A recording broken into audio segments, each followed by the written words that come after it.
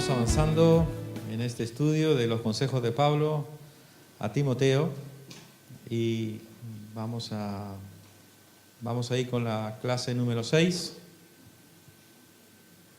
consejos de Pablo a Timoteo, y en esta ocasión vamos a leer en la segunda epístola de Timoteo, capítulo 3, versículo 1 hasta el versículo 5. ¿Vale? Consejos de Pablo a Timoteo, segunda epístola de Pablo a Timoteo, capítulo 3, versículo 1 al 5.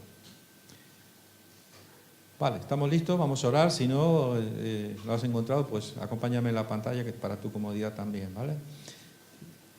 Dice: también debes saber esto, que en los postreros días vendrán tiempos peligrosos, porque habrá hombres amadores de sí mismos, avaros, vanagloriosos, soberbios, blasfemos, desobedientes a los padres, ingratos, impíos, sin afecto natural, implacables, calumniadores, intemperantes, crueles, aborrecedores de lo bueno, traidores, impetuosos, infatuosos, amadores de los deleites más que de Dios, que tendrán apariencia de piedad, pero negarán la eficacia de ella. A estos evita. Vamos a tomar un momento, oremos al Señor. Padre, gracias. Gracias por tu amor, gracias por tu misericordia. Gracias por saber que tu presencia esta mañana está en este lugar y que a través, Señor, de tu Espíritu Santo, tú, Señor, has de ayudarnos a recibir aquello que tú quieres sembrar en nuestras vidas, sembrar en nuestro corazón, en nuestra alma, en nuestro espíritu y nuestra mente, Dios, para que dé fruto abundante, de acuerdo a tu voluntad y a tu propósito para con cada uno de nosotros, en el nombre de Jesús. Amén. Bueno, como sabéis, nos vamos a volver a intentar situarnos un poquito en este estudio y recordar que estamos en la segunda epístola, la segunda carta de Pablo a Timoteo, y a diferencia de la primera, esta segunda carta que el apóstol Pablo envía a Timoteo tiene una particularidad. ¿Y cuál es? Que Pablo sabe que le queda poco tiempo de vida. Pablo sabe que está pronto a ser sacrificado, que le va a tocar morir. Ya el Señor le ha mostrado que él va a ser sacrificado, que lo van a decapitar por causa de Cristo, por causa de haber predicado a Cristo, sencillamente. Entonces, Pablo tiene una cierta preocupación de aquel discípulo que él dejó en la ciudad de Éfeso para pastorear esta iglesia, una de las iglesias más importantes del primer siglo. Recordar esto, una iglesia que Pablo fue el fundador, Pablo fue el que estuvo pastoreando durante más de 3 años la iglesia de Éfeso, donde dedicó toda su energía, todo su tiempo, y él tenía amor por esta obra, por esta iglesia. Y cuando él tiene que seguir con su trabajo apostólico, él le encomienda la misión a Timoteo, un discípulo o un hijo para él, su hijo verdadero en la fe. Y fijaros que podía haber dicho hijo nada más, ¿verdad? Pero sin embargo dijo hijo verdadero. O sea, él se sentía profundamente orgulloso y además había un cariño muy especial que tenía Pablo para su discípulo, porque era el mentor, él le encomienda esta misión. A pesar de que Pablo era consciente de que Timoteo era muy joven y que tal vez esto podría traer algún inconveniente, por eso en algún momento Pablo le insiste y le dice a Timoteo que nadie tenga un poco tu juventud. No dejes que esto te intimide delante de los demás, sino que tienes que estar ahí y tienes que hacer la obra.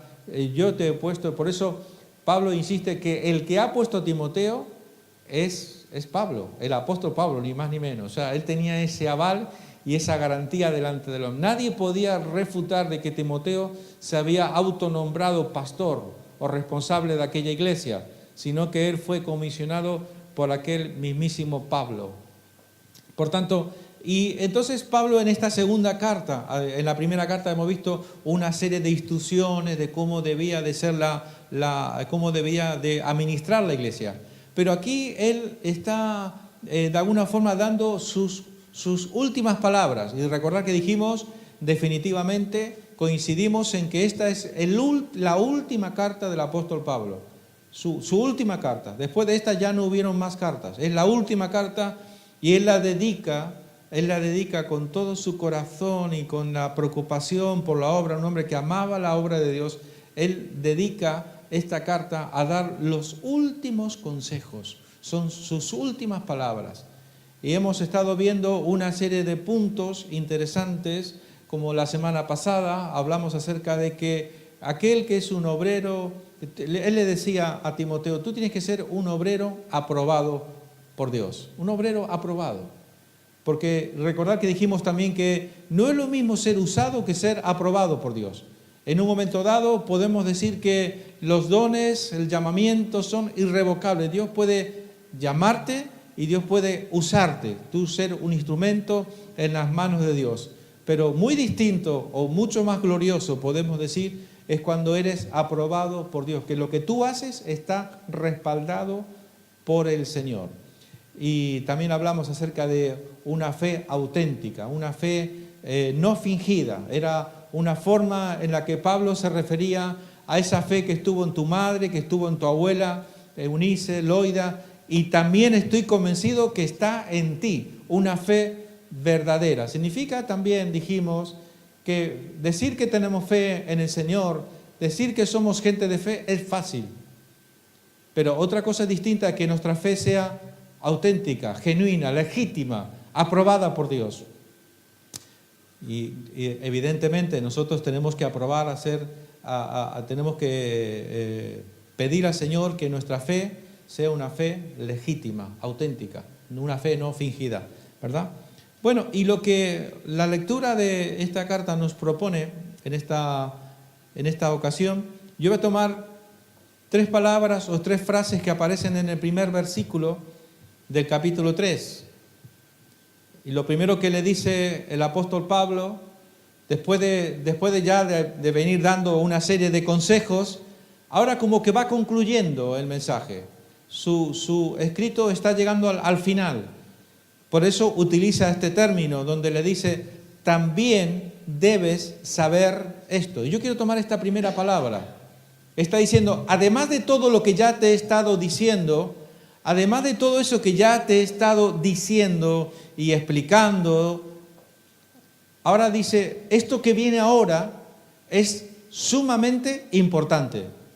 En el argot cristiano, como diríamos, esto es tremendamente importante, ¿no? La palabra tremendo en el argot cristiano es, ¡qué tremendo!, ¿no? A lo primero decimos, ¡qué tremendo!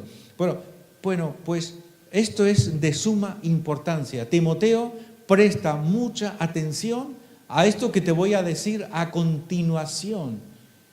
Y está hablando acerca de que él tenía que conocer, que él tenía que saber esto. Y a mí me hizo pensar algo esto de cómo para Pablo, en el caso de Pablo, era tan importante conocer al Señor más allá de una simple teología, sino conocer al Señor a través de una revelación que va más allá de un simple conocimiento intelectual. Y fijaros cómo en otra carta que Pablo también escribe a la iglesia de Éfeso, él le dice, por ejemplo, a estos hermanos les dice, no ceso de dar gracias por vosotros, haciendo memoria de vosotros en mis oraciones, para que el Dios de nuestro Señor Jesucristo, el Padre de gloria, os dé espíritu de sabiduría y de revelación en el conocimiento de Él. O sea, la única manera en la que nosotros podemos tener una revelación o un conocimiento de Jesucristo en nuestras vidas, tiene que venir del Señor. No hay otra manera. No hay capacidad humana, nadie tiene la capacidad de poder revelarte al Señor Jesucristo. Como hemos dicho en alguna ocasión, ni haciendo el pino aquí, haciendo cosas extrañas, yo te voy a ayudar a que tú tengas una revelación de Jesucristo. Solamente es el Padre, es el único que puede revelarte. Y cuando hablamos de revelar significa algo así como quitar el velo de nuestros ojos y darnos una revelación y darnos una sabiduría para poder conocer al Señor. Y eso es lo que Pablo aspira para esa iglesia donde él estuvo 3 años pastoreando, a la cual él aprendió a amar, sirviendo al Señor a través de servir a los hermanos. Y esto nos tenemos que hacer una pregunta, hermanos.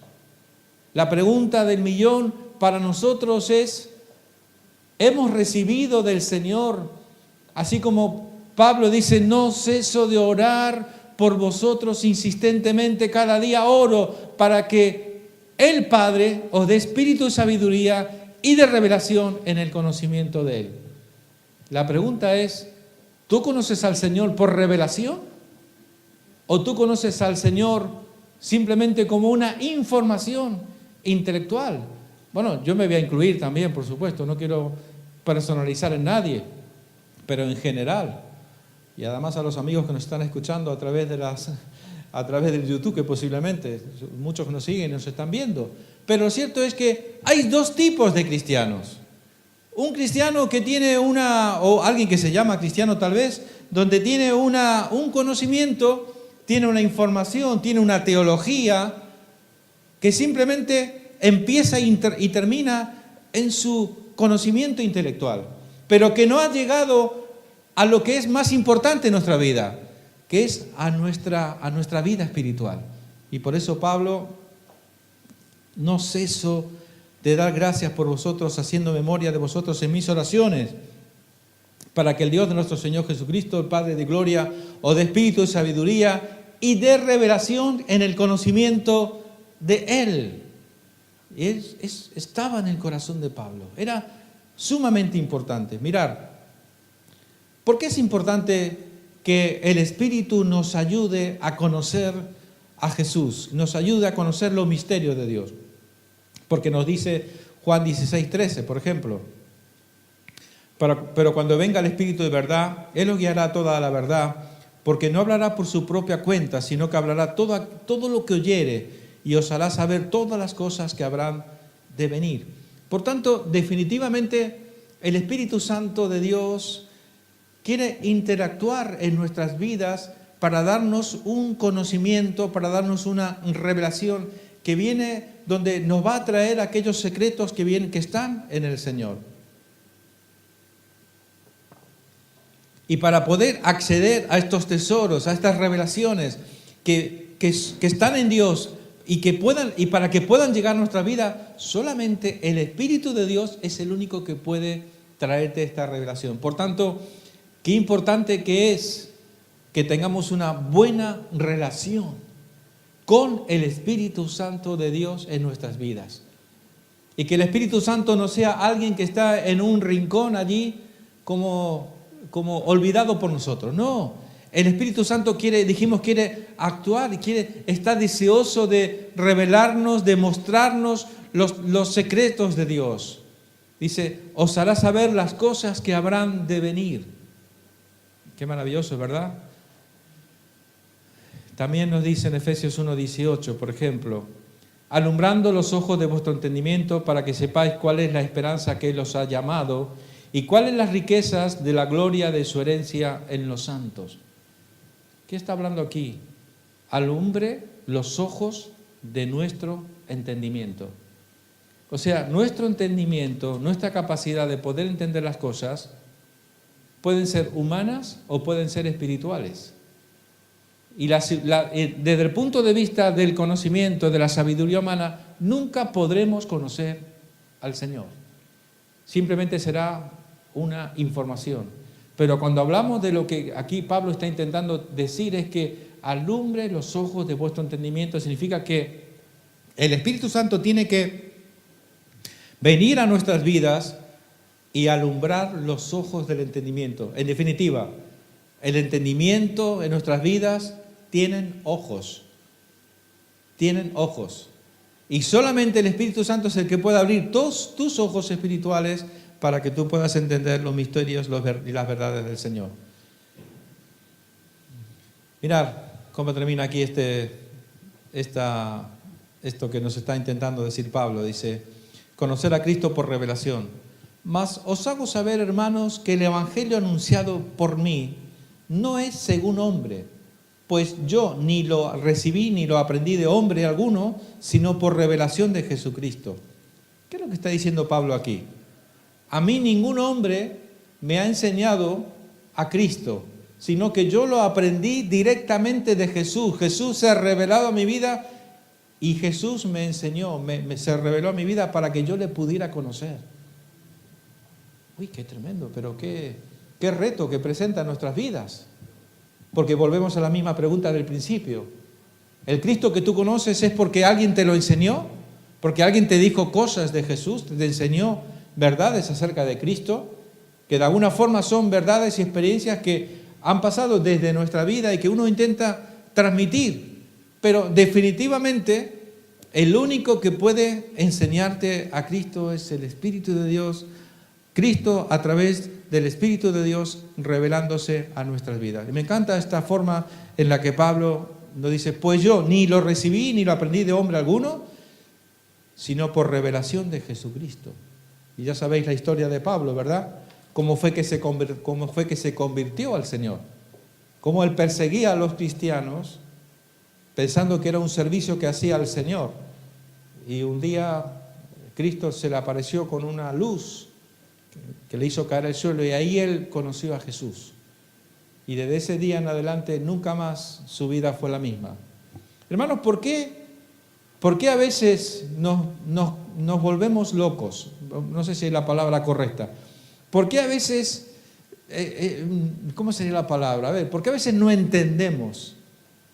¿Por qué hay tantos cristianos que muchas veces no caminan de una forma en la que diríamos que sería lo mínimo, lo elemental que se espera en la vida de un cristiano? Pues posiblemente ese cristiano lo que tiene es una muy buena información, tiene detalles acerca de Jesucristo, acerca del Evangelio, acerca de la palabra de Dios, pero quizás no ha tenido una revelación de Cristo.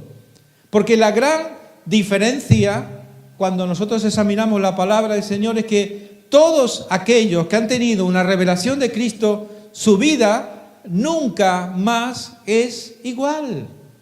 Aquel que ha tenido una revelación de Cristo, su vida nunca más es igual. Su vida cambia, su vida da un giro de haber vivido de una forma religiosa, donde te dicen lo que tienes que hacer y lo que no tienes que hacer.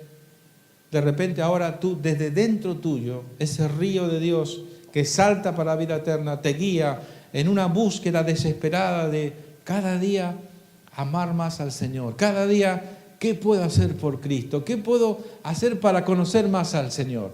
Y están siempre listos, dispuestos, preparados para todo aquello donde Dios esté presente.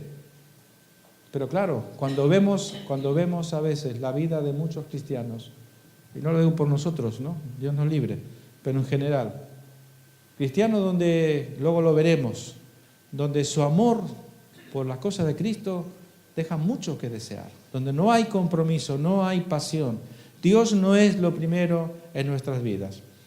Bueno, vamos a seguir otro poquito. Entonces dijimos, también debes de saber esto. Era la primera frase. Entonces dijimos, esto de saber, esto de conocer, tiene que ser por revelación del Espíritu Santo de Dios en nuestra vida. El Espíritu Santo quiere interactuar con nosotros, quiere ayudarnos, guiarnos al conocimiento de Cristo, para que nuestro conocimiento de Cristo no esté basado en que alguien nos lo dijo, alguien nos contó algo muy interesante, atractivo. No. Tiene que ser por revelación directa del Padre a través del Espíritu Santo que nos enseña a Cristo. La segunda frase que he querido subrayar, la tenéis en el centro, dice que en los postreros días. Esta frase es muy, muy interesante. Fijaros, esta palabra, la palabra postreros días, aparece mucho en la Biblia. Y vamos a leer quizás un pasaje donde hay una conexión entre el antes y el después, ¿vale? Y es precisamente en el día de Pentecostés, cuando los discípulos fueron llenos del Espíritu Santo y comenzaron a orar en otras lenguas, empezaron a hablar maravillas de Dios. Y la gente que vieron a los discípulos hablar las maravillas de Dios, dijeron, estos están ebrios. Entonces ahí aparece Pedro y dice, no, de ninguna manera. A ver, le dice, estos no están ebrios, puesto que es la hora tercera, o sea que serían como las 9 de la mañana. O sea, a las 9 de la mañana es muy difícil que alguien esté ebrio, ¿verdad? Entonces Pedro, poniéndose en pie con los 11, alzó la voz y les habló diciendo: varones judíos y todos los que habitáis en Jerusalén, esto sea notorio y oíd mis palabras. Porque estos no están ebrios como vosotros suponéis, puesto que es la hora tercera del día. Mas esto es lo dicho por el profeta Joel. Y aquí viene algo, preste mucha atención.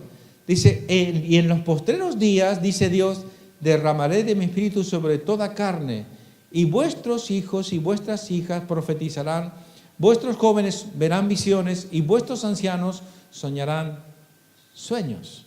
Y aquí aparece, lo tenéis en azul, y en los postreros días. En todo el Antiguo Testamento, en toda la Escritura, aparece esta palabra. Ya los antiguos, fijaros, era Joel en el capítulo 2, donde él habla acerca de los postreros días. Para los judíos, en el concepto judío de la palabra, de la Torá, ellos dividen, digamos, la fe judía está dividida en dos tiempos. Lo que sería hasta la venida del Mesías y lo que sería después de la venida del Mesías. Para nosotros los cristianos es muy similar también, porque nosotros decimos el Antiguo Testamento, el Nuevo Testamento, o también decimos el Antiguo Pacto o decimos el Nuevo Pacto, ¿verdad? Porque decimos que el Antiguo Pacto era el que estaba basado en la ley, donde tenías que cumplir la ley, y si no cumplía la ley eras un maldito. Y no había nadie que pudiera librar al hombre del peso de la ley. 3.227 estatutos, mandamientos, decretos y toda una serie de leyes y de mandamientos que la gente no podía hacer nada. Hasta cómo tenías que lavarte la cara, cómo tenías que peinarte, cómo tenías que vestirte. Cada paso, cómo tenías que caminar, cómo tenías que sentarte, cómo tenías que comer. Todo era de acuerdo a la ley.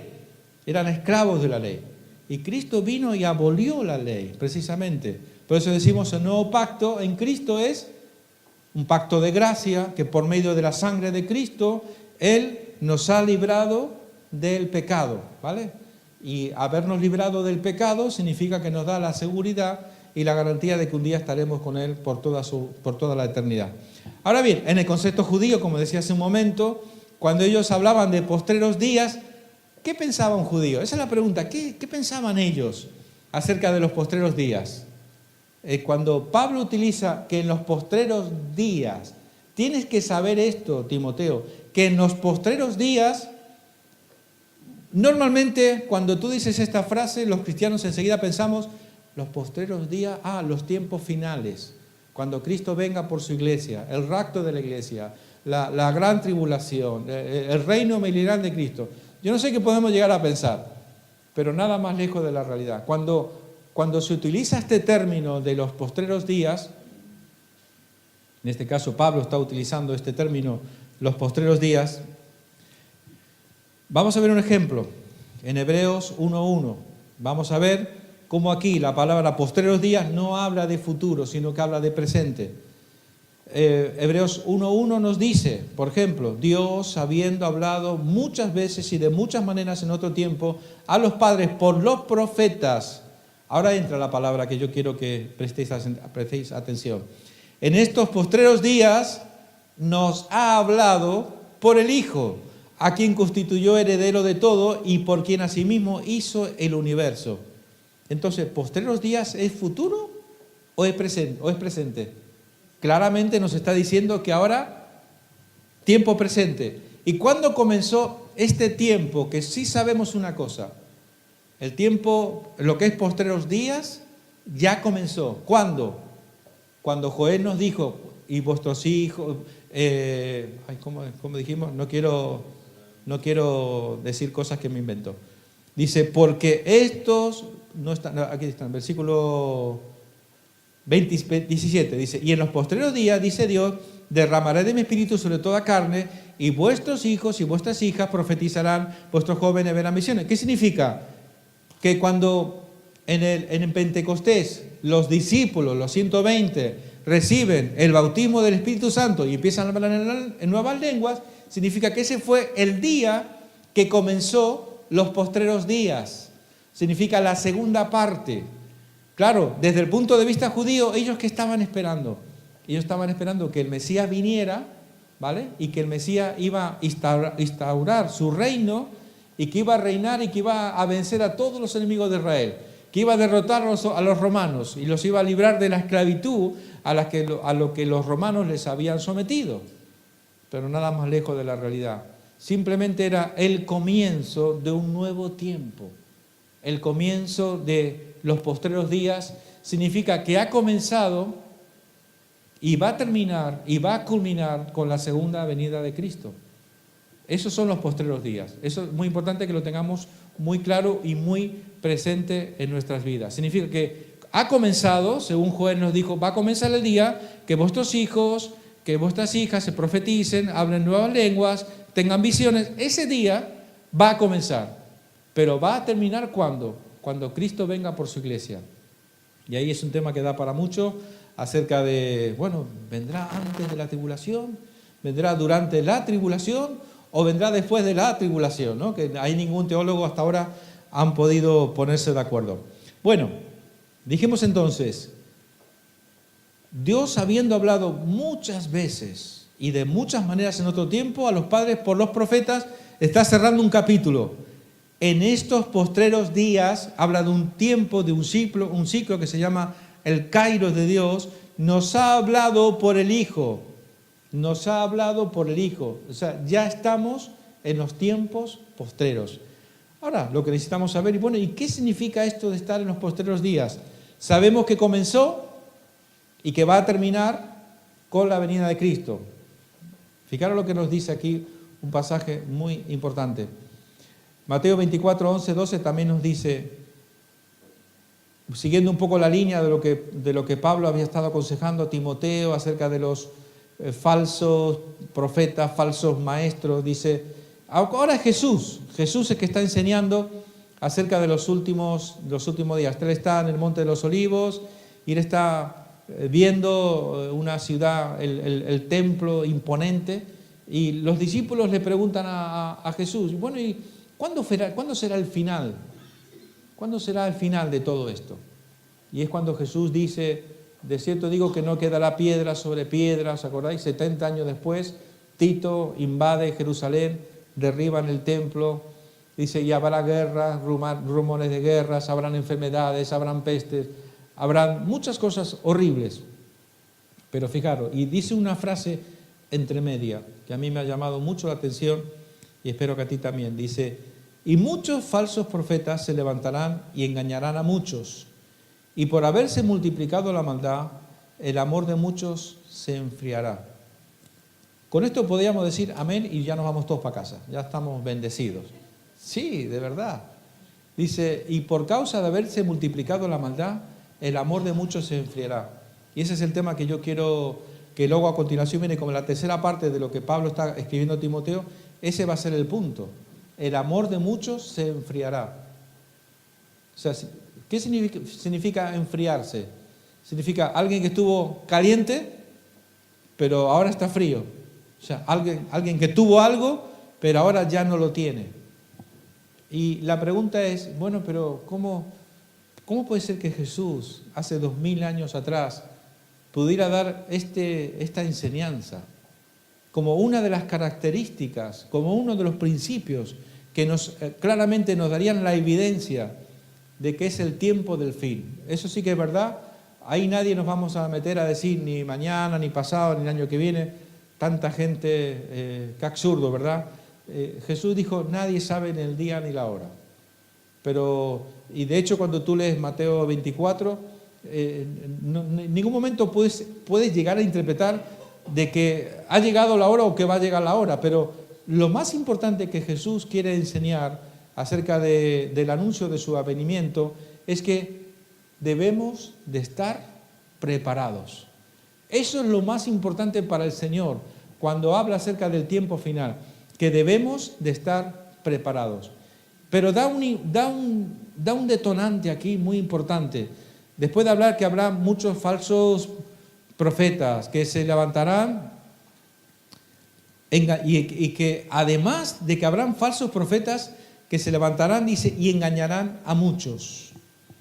Hermano, uno de los enemigos a los que más tenemos que tener, ¿cómo sería la palabra? Respeto sería, es que podamos permitir en algún momento dado de nuestra vida de que seamos engañados.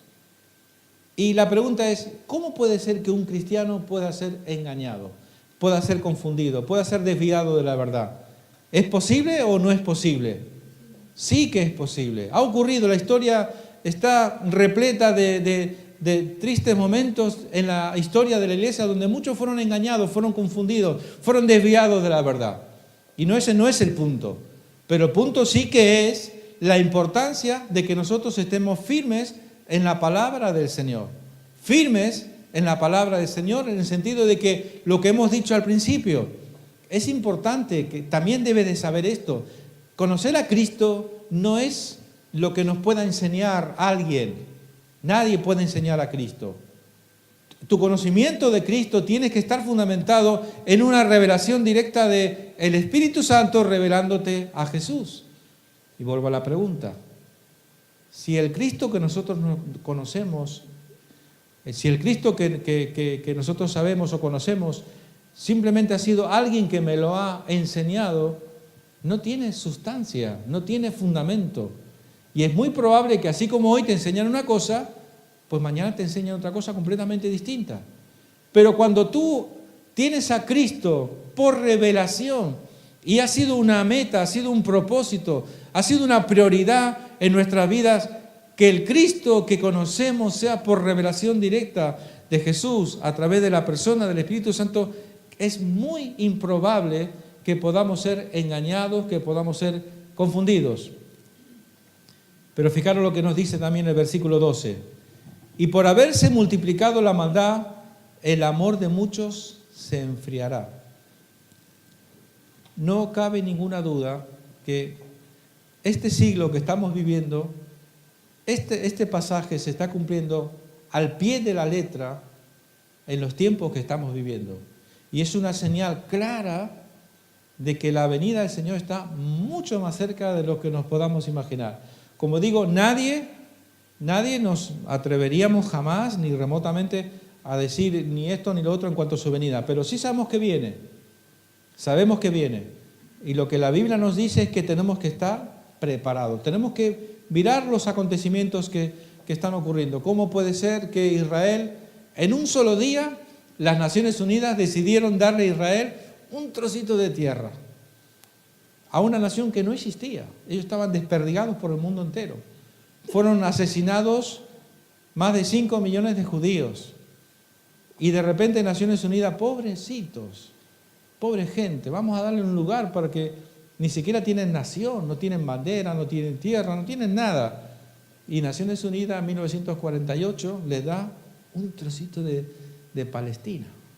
Y ahí viene toda la historia que usted ya sabe. Y lo que le dan a Israel era un trozo de tierra seco, más seco que seco. Y ellos han convertido ese trocito de tierra en una de las naciones más poderosas del mundo, donde lo que estaba seco ahora son vergeles, son huertas, venden fruta, venden flores, venden lo que te imagines. Su Producto Interior Bruto son más de 50.000 millones al año de dólares. Es algo impresionante. Bueno, eso es un tema para otro día. Me tenta mucho, pero bueno, lo dejamos para otro día. Pero lo cierto es que, y por haberse multiplicado la maldad, el amor de muchos se enfriará. Mirad, uno de los síntomas en los que podemos ver la frialdad del hombre en su relación para con Dios, una de ellas es el sacramentalismo. Una de las primeras doctrinas falsas que se infiltró en la Iglesia en escala masiva fue el sacramentalismo. La idea de que un individuo puede encontrar cercanía a Dios a través de ritualismos, liturgias o ceremonias religiosas. Y esto es tan peligroso, hermanos, acostumbrarnos al culto del domingo, ¿verdad? Vamos a la iglesia, hoy toca culto, voy para la iglesia. Ya sé que son 5 canciones, los anuncios, después viene la prédica, pasan la ofrenda y después nos despedimos en oración y cada uno para su casa. Y un domingo y otro domingo, y pasa un año y pasan 2 años, y se puede convertir con una facilidad en una rutina en nuestras vidas, que al final es eso. Pensamos que de esa forma estamos en una buena relación de paz y armonía para con el Señor a través del ritual, a través de levantar nuestras manos, a través de estar ahí. Bueno, yo no sé cómo lo vives tú, ¿no? Pero es tan fácil caer en un hábito, en un ritual, y pensar que eso nos va a acercar al Señor. Y esto es algo que lamentablemente... ¿En qué estás pensando tú cuando yo estoy leyendo esta forma del sacramentalismo? En la iglesia tradicional, donde siempre es lo mismo. Una frialdad impresionante. Y la gente está convencida que esa es la forma de acercarse a Dios. Pero tenemos que luchar contra eso. Tú tienes que luchar contra eso. Y nosotros desde este punto desde la administración, cuando ministramos a la iglesia, tenemos que luchar contra eso. Y no caer en esa rutina. No caer en una liturgia, en un rito. Y pensar que con eso ya estamos agradando a Dios. Que ya nuestra relación y nuestra comunión es perfecta con el Señor. No. Yo no sé, piensa lo que tú quieras en cuanto a la reunión del domingo, pero la reunión del domingo probablemente no es lo más importante en tu vida cristiana, espiritualmente hablando. No, lo más importante en tu vida es tu día a día con el Señor. Cuando tú te levantas por la mañana, abres tus ojos y gracias, Señor, por este nuevo día. Gracias por la vida, gracias por la salud, gracias por el trabajo, gracias por este rico café y este trozo de pan que me voy a tomar. Gracias, Señor. Gracias por mi esposo, por mi esposa, gracias por mis hijas. Gracias porque sé que estás conmigo, gracias porque sé que me amas. Y vives una relación permanente con el Señor, de comunión, en paz y en bendición con el Señor. Donde sabes que no hay absolutamente nada que te pueda hacer merecedor del amor de Dios. Donde cada día, cuando vas al Señor, a tu lugar secreto y estás con el Señor, Señor, gracias porque sé que no hay nada que yo pueda hacer que merezca tu amor. Necesito tu gracia, necesito tu misericordia, necesito tu presencia en mi vida. Acompáñame, guíame, dame sabiduría en el trabajo, Señor. Dame sabiduría para ser un buen esposo, para ser un buen padre, para ser un buen hijo y una interacción permanente con el Señor. Eso es en esencia la vida cristiana, no el culto del domingo. Aquí nos podemos animar, alentar, podemos dar un consejito tal vez y espero que te valga la pena, pero lo más importante, hermano, es tu comunión, tu relación con el Señor. Y eso nos va a librar de caer en el sacramentalismo, de pensar que todos son rituales, liturgias y ritos. No, de ninguna manera. Otro de los problemas que encontramos en la iglesia, donde es un síntoma que la iglesia que el amor se está perdiendo, es el racionalismo. No pasó mucho tiempo después de la Reforma cuando se infiltró en la iglesia una segunda oleada de error. Los hombres comenzaron a colocarse por encima de Dios y su propia razón sobre la Escritura. No pasó mucho tiempo para que el racionalismo mismo se infiltrara en la iglesia. La alta crítica textual de la Biblia, la cual negaba la inspiración e infalibilidad de la Biblia, era cada vez más común en universidades y escuelas teológicas. ¿Sabéis lo que es el racionalismo? Es poner nuestra mente por encima de la palabra de Dios y empezar a cuestionar todo desde el punto de vista de la lógica, del racionalismo. Y fijaros, estamos hablando de que en la reforma que se produce en el siglo XV, a partir de Martín Lutero y todo esto, hasta cierto punto bien. Por primera vez el hombre tiene acceso a la palabra. La gente podía tener una Biblia en su casa y leer la palabra de Dios. Algo que hasta ese momento era prohibido. Solamente los sacerdotes, los padres de la iglesia, en un latín muy antiguo, que solamente ellos podían interpretar y decir, esto dice el Señor. Y la gente tenía que decir, amén. No se podía hacer otra cosa. Y así fueron corrompiendo y perjudicando a la iglesia, llevando a un estado de caos y de crisis espiritual tremenda. Se produce la reforma, gloria a Dios por la reforma de la iglesia. Pero lentamente el racionalismo empezó a introducirse dentro de la iglesia. Y el racionalismo empezó a entrar a las universidades. Y el racionalismo lo que hace es que dice, quiere pensar lo que yo pienso es lo mejor antes y es superior a la palabra de Dios. Y poco a poco fueron desplazando a Dios. Hasta la universidad puedo llegar a entender, aunque las primeras universidades eran cristianas, por supuesto, pero después también dentro de la iglesia. Los que empezaban a estudiar la Biblia, a estudiar la palabra de Dios, también fueron introduciendo el racionalismo y analizaban la Biblia con lógica. Decían, esto no puede ser. Esto tiene que tener seguramente algún tipo de explicación. Y eso es poner nuestra mente por encima de la palabra de Dios. Y eso es otra señal de que la iglesia está pasando un tiempo donde se está perdiendo, ese amor se está enfriando. Aquello que Jesús había dicho. Pero también tiene más explicaciones. Por ejemplo, 1 de Juan 2, 15, 16 también nos dice, no améis al mundo ni las cosas que están en el mundo. Si alguno ama al mundo, el amor del Padre no está en él. Porque todo lo que hay en el mundo, los deseos de la carne, los deseos de los ojos y la vanagloria de la vida, no proviene del Padre, sino del mundo. Bueno, pero ¿cómo es esto de amar al mundo? No améis al mundo ni lo que hay en el mundo. Los deseos de la carne, los deseos de los ojos, la vanagloria de la vida.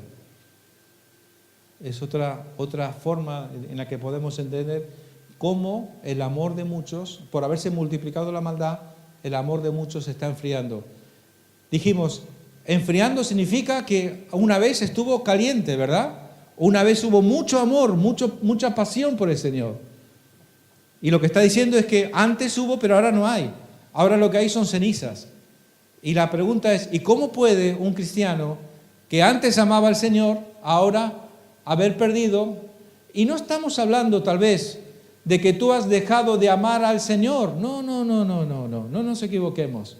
No, lo que está intentando decirnos es que antes lo que tú más amabas en tu vida era el Señor. Y ahora sigues amando al Señor, pero le amas mucho menos, porque ahora amas mucho más el mundo y lo que hay en el mundo.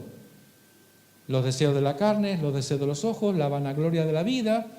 O sea, tus expectativas en la vida, la expectativa en tu vida ya no es amar al Señor por encima de todas las cosas, que además es el primer mandamiento. El primer mandamiento que recibe el pueblo de Dios cuando salen de Egipto, ¿os acordáis? Cuando Moisés baja con la tabla de la ley, lo primero que les enseña al pueblo, amarás al Señor tu Dios con todo tu corazón, con toda tu mente, con toda tu fuerza, y Jesús en el Nuevo Testamento, y con toda tu alma. Por tanto, no hay otra forma de amar al Señor no vale en un sentido que el Señor en nuestras vidas le amemos menos que al mundo. En el momento que amamos cualquier cosa en este mundo o lo que hay en el mundo, más que a Dios, nuestro amor se está enfriando por causa de haberse multiplicado la maldad. Además, me olvidé de decir, y lo vamos a ver enseguida, esos tiempos peligrosos a los que hace referencia Pablo, lo vamos a ver en un momento, pero lo cierto es que la maldad cada día se multiplica de una forma exagerada. A tal punto, siempre suelo decir que aún hasta los cristianos, en el mundo es normal, que aún hasta los cristianos a veces nos inmunizamos. Porque al haber tanta maldad, ves maldad por aquí, maldad por allá, y esto y lo otro. Y llega un momento que al final te haces insensible. Te haces insensible. Y nuestro amor se va apagando, se va enfriando.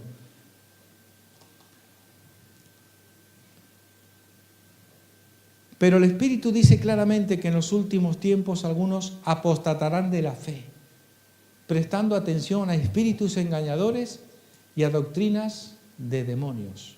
Wow, esto sí que es algo preocupante. Apostar. Ya no solamente hablamos, fijaros, ese es el siguiente, va un poco en línea lo que estamos hablando. Ya no hablamos solamente de que empiezas a amar un poquito menos al Señor.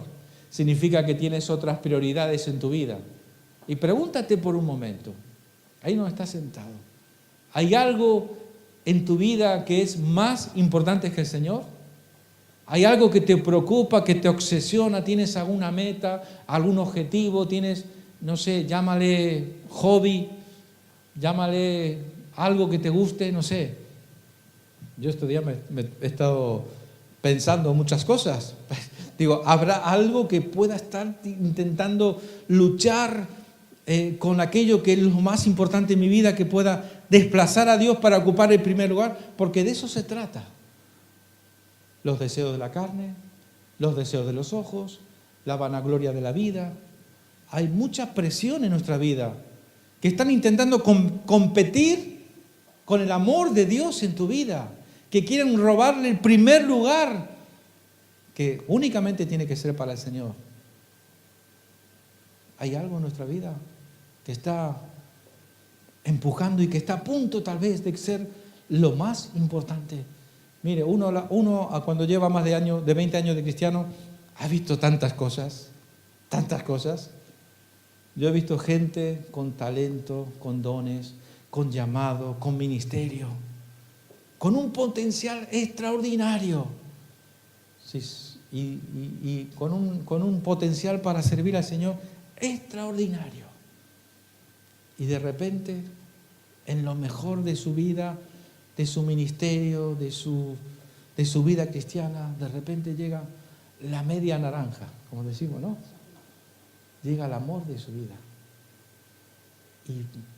Y inmediatamente toma el primer lugar en su vida y desplaza a Dios.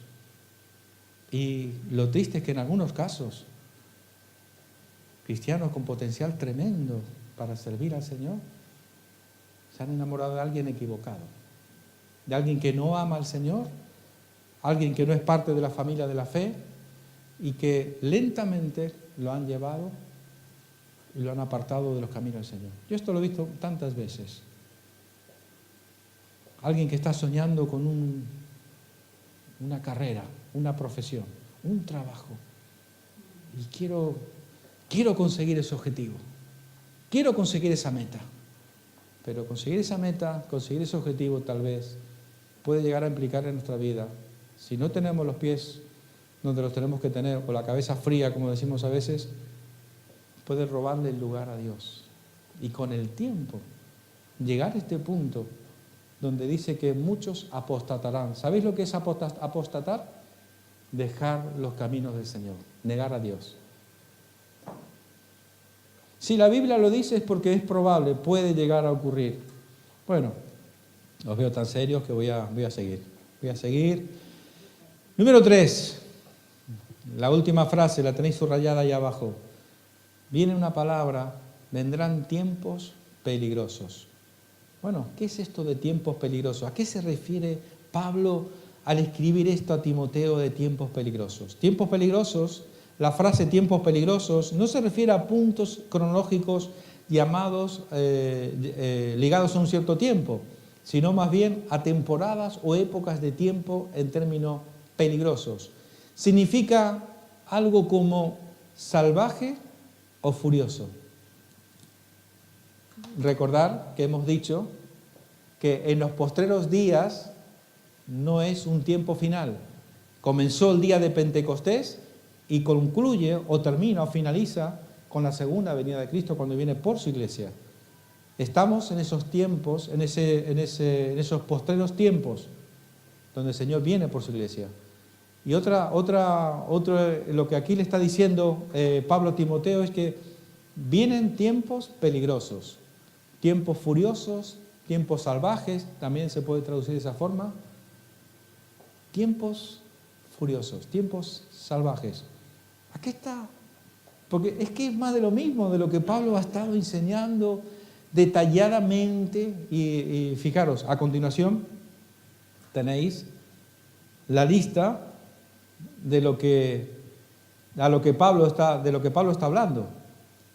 Y en el siguiente versículo entra en el detalle de esos tiempos peligrosos. Dice, porque habrá hombres amadores de sí mismos, avaros, vanagloriosos, soberbios, blasfemos, desobedientes a los padres, ingratos, impíos, sin afecto natural, implacables, calumniadores, intemperantes, crueles, aborrecedores de lo bueno, traidores, impetuosos, infatuados, amadores de los deleites más que de Dios, que tendrán apariencia de piedad, pero negarán la eficacia de ella.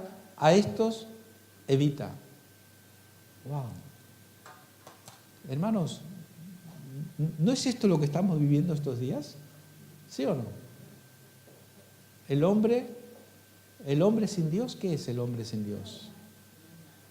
Somos un montón de carne, pero con unas pasiones y con una maldad. ¿Qué es el hombre sin Dios? Es un animal salvaje, furioso, que devora todo lo que se cruza en su camino. ¿Habéis visto cuántos años, yo por lo menos desde que tengo recuerdo, y no creo que sea un problema de España solamente, sino es en general, cuántos años lleva el gobierno luchando para intentar erradicar la violencia de género? ¿Cuánto tiempo? Muchos años. Y se invierten millones y millones a ver cómo hacemos, si la mujer, y se le da toda la facilidad a la mujer para que denuncie al más mínimo gesto de violencia, se la llevan a otro sitio, le dan un dinero, le dan casa, le dan todo, intentando ¿qué? Librar a muchas mujeres, porque la media de mujeres asesinadas en manos de sus esposos o sus parejas no baja de las 80, las 100, antes era mucho más. Pero por más que se intenta luchar contra esta lacra social, no se ha podido solucionar este problema. Por eso decimos, ¿cómo puede un hombre que ha estado viviendo 20 años, 30 años, 50 años con su mujer, de repente un buen día asesinar a su esposa, asesinar a su pareja? ¿Cómo? Pues cómo. Muchos de nosotros diríamos, no me entra en la cabeza, no puedo llegar a entender. Yo sería incapaz de hacer esto. Pero sin embargo, vemos que está a la orden del día, que no hemos podido erradicar este problema. Yo siempre suelo decir, y aprovecho la ocasión, que una de las formas de prevenir este problema es la forma en que tú educas a tus hijos, especialmente a las hijas. Si tú a tu hija la tratas como una princesa, como una reina, difícilmente cuando alguien viene e intenta meterse con ella al más mínimo gesto de violencia, de maltrato, sale volando. Ahora, si tú has tratado de una forma, ¿cómo sería la palabra? Todo lo contrario, a tu hija la estás preparando para entregarla en manos de un maltratador, porque para ella es normal. En casa me han maltratado, pues si viene alguien que me maltrata, si esto es lo normal, yo no conozco otra cosa. Por eso es muy importante tratar a nuestras hijas como princesas, ¿verdad? Estos días también, no sé si habéis visto las noticias, esta semana ha sido la noticia en Murcia, 2 hermanos, el niño de 14 años dejó embarazada a una niña de 11 años. Y está todo el mundo que se rasga las vestiduras, pero ¿cómo puede haber pasado esto? Que un hermano deje embarazada a su hermana, el de 14, a una niña de 11 años. Y está toda la sociedad conmocionada, pero ¿cómo es esto? ¿Cómo es posible? Pero si es que todavía no están ni 11 años, ni siquiera sexualmente desarrollados, ni muchísimo menos, y se queda embarazada. O sea, estamos viviendo un tiempo de perversión tal, que esto es posiblemente la punta del iceberg. Otro caso sonadísimo estos días también, además que fue curioso, cuando nosotros estuvimos de vacaciones en Bilbao estas fiestas, justo esos mismos días, muy cerquita de donde nosotros estábamos hospedados, mataron a un futbolista, un grupo de chicos de 14 años, asaltaron a un joven que era futbolista, pero le dieron tal paliza que lo dejaron en la UBI y a los pocos días el chico murió. A los pocos días intentaron violar, también estábamos ahí nosotros en aquel momento, en un centro comercial que habíamos estado nosotros esos días, Intentaron violar a una chica, a una niña menor, en un cuarto trastero, un grupo de chicos menores de edad. Y cuando ya venimos para aquí, al poco tiempo, la siguiente noticia, que habían entrado en la casa de unos abuelitos y que los habían matado para robarle 4 tonterías a unos abuelitos que están jubilados. Increíble. Y todo esto es la punta del iceberg, de lo que se viene. Y la cuestión es, y bueno, ¿y los cristianos qué tenemos que hacer con estas cosas?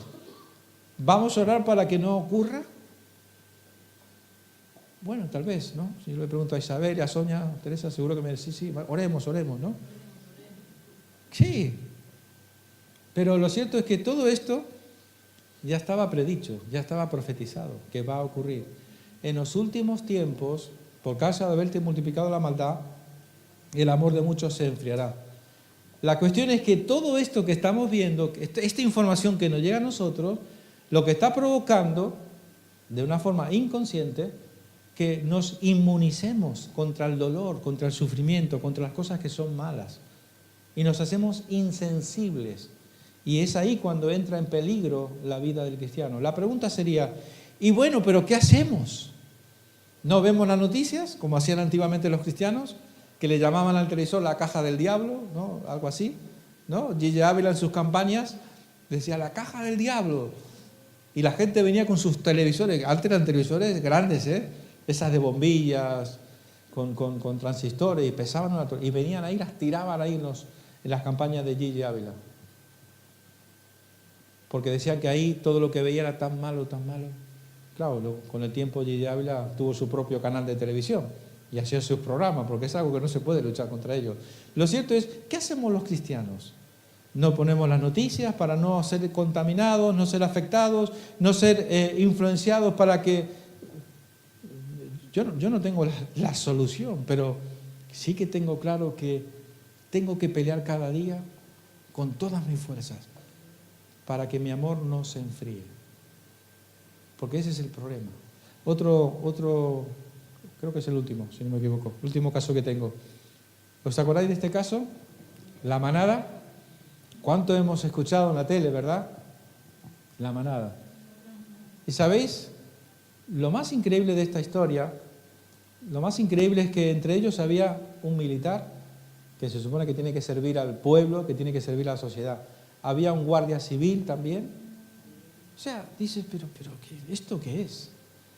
¿A qué punto estamos llegando? Bueno, podríamos aquí poner historias increíbles de Diana Kerr, podemos hablar de Marta del Castillo, la hija de Juan José Cortés, ¿cómo se llamaba la hija de Mariluz Cortés? Podemos hablar de cosas increíbles, que por cierto, ¿cómo se llama? ¿Castillo? ¿Le dije hace un momento? Marta del Castillo, hasta el día de hoy los asesinos no tuvieron la dignidad de decir dónde pusieron el cadáver. Los padres están hasta el día de hoy, después de tantos años, reclamando dónde está nuestra hija. Decirnos dónde está nuestra hija para que la podamos sepultar y que ya descansemos de esta historia. Y no quieren decirle dónde está la hija a estos padres doloridos que estos días, no sé si habéis visto cómo se unieron el padre de Mariluz Cortés, el padre de Diana Kerr y el padre de Marta del Castillo. Y están diciendo de que en España se establezca la cadena perpetua. O sea, porque esta gente que tiene este problema, es una enfermedad, no tiene cura.